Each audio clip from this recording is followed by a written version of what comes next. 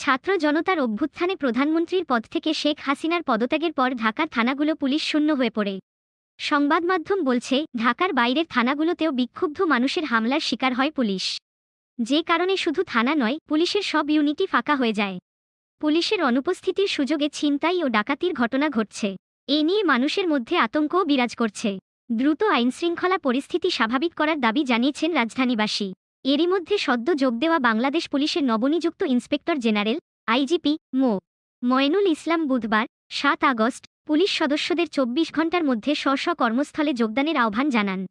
তার আহ্বানে সাড়া দিয়ে পুলিশ সদস্যরা কর্মস্থলে ফিরতেও শুরু করেছেন। ছাত্র জনতার আহ্বান, পুলিশ যেন আগামীতে আর কোনো রাজনৈতিক দলের হাতিয়ার না হন। নতুন দিনের নতুন পুলিশ হবে এমন আশাবাদ ব্যক্ত করছেন দেশবাসী। দেশের মেধাবী নির্মাতা মোস্তফা সরোয়ার ফারুকীও এমন আশাবাদী রাখলেন। বৃহস্পতিবার দুপুরে মেড ইন বাংলাদেশ খ্যাত এই নির্মাতা সামাজিক যোগাযোগ